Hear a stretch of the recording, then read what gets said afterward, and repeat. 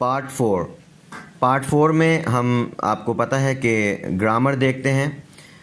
Grammar میں آج جو ہم جملے دیکھ رہے ہیں یہ کسی کام سے منع کرنے کے لیے جو جملے آتے ہیں آج ہم ان کو دیکھیں گے. دیکھیں کل وہ تھے جب آپ کوئی کام کرنے کا کہہ رہے تھے, مثلا آئیں, کم, جائیں, گو, لکھیں, رائٹ, سنیں, لسن, پڑھیں, ریڈ, اور اس کے ساتھ ہم نے مفعول لگانا بھی سیکھا تھا کہ اگر آپ نے ضمیر کی شکل میں لگانا ہے تو ہمارے پاس می, اس, یو, دیم, ہم, ہر, اٹ یہ ضمائر تھیں.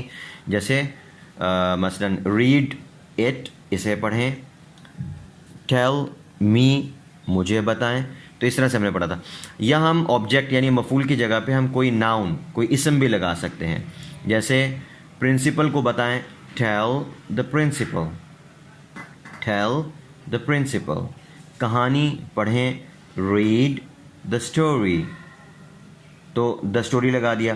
پھر ایک اور چیز میں نے بتائی تھی کہ ہم جو ناؤن ہے اس کے ساتھ کوئی صفت بھی لگا سکتے ہیں, یعنی ایڈجیکٹو بھی لگا سکتے ہیں. مثلا اولڈ, پرانا, تو ہم یوں بولیں کہ ریڈ اولڈ اسٹوری, پرانی کہانی پڑھیں. ٹھیک ہے, تو اس طریقے سے ہم نے یہ دیکھا تھا. آج جو ہے جو ہم نئی چیز پڑھ رہے ہیں وہ بالکل کل ہی کی طرح ہے, یعنی ورب کی پہلی ہی فارم ہوگی. اس کے بعد آپ آبجیکٹ کے لیے یا تو ضمیر لگا دیں, می, اس, یو, دیم, ہم, ہر, اٹ کچھ بھی لگائیں, یا آپ ناؤن لگا دیں. اور ناؤن اگر آپ لگا رہے ہیں تو آپ اس کے ساتھ صفت بھی لگا سکتے ہیں, یعنی ایڈجیکٹو بھی لگا سکتے ہیں. یہ سارا کام ویسے کا ویسا ہوگا. صرف ایک اضافہ کرنا ہے, وہ یہ کہ جو ورب کی پہلی فارم ہے اس سے پہلے ہم نے لگانا ہے ڈونٹ یا ڈو ناٹ.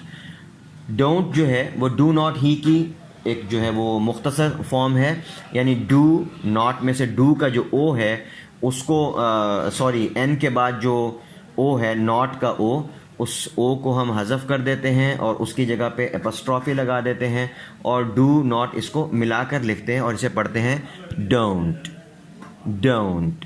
ٹھیک ہے, تو اب یہاں پر آپ کے سامنے پہلے مثالیں لکھی ہوئی ہیں کچھ, ان مثالوں کو دیکھ لیں, پھر ایکسرسائز ہے وہ آپ حل کر کے بھیجیں گے. ڈونٹ برنگ خالد, خالد کو مت لائیں. ڈونٹ برنگ ہم, اسے مت لائیں. پہلے میں ہم نے آبجیکٹ کی جگہ پہ ناؤن لگا دیا اور دوسرے میں پروناؤن لگایا ہے.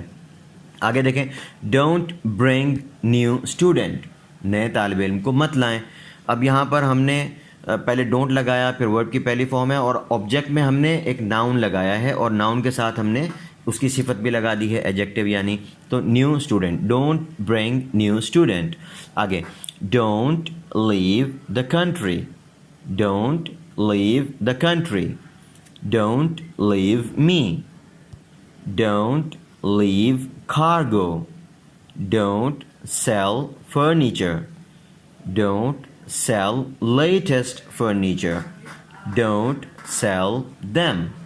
اب یہ جو جملے ہیں ان کے آپ کو معنی آنے چاہیے کیونکہ cargo, country, furniture, latest furniture, sale یہ ہم نے الفاظ وربز میں پڑھ لیے ہیں, ناؤنز میں پڑھ لیے ہیں, ایڈجیکٹیوز میں پڑھ لیے ہیں, ان کو وہاں پہ آپ دیکھ لیں. آگے ایکسرسائز ہے. پہلی ایکسرسائز جو ہے وہ انگلش سے اردو ٹرانسلیشن کی ہے اور دوسری جو ایکسرسائز ہے وہ اردو سے انگلش ٹرانسلیشن کی ہے. یہ جملے آپ نے ٹرانسلیٹ کرنے ہیں اور ان کو ٹرانسلیٹ کر کے پھر میرے پاس بھیجیں.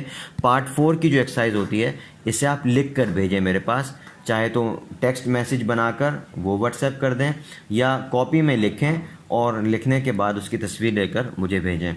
لکھتے ہوئے اس بات کا اہتمام کریں کہ جو آپ ایکسرسائز حل کریں اس میں نمبر وائز ڈالیں, کہ مثلا یہ نمبر 1 پھر آپ نے انگلش لکھی اور اس کا اردو ترجمہ لکھا, پھر نمبر 2 انگلش والا جملہ پھر اس کا اردو ترجمہ, اسی طرح اردو سے انگلش والے میں نمبر 1 اردو کا جملہ پھر اس کی انگلش, تاکہ مجھے چیک کرنے میں آسانی ہو.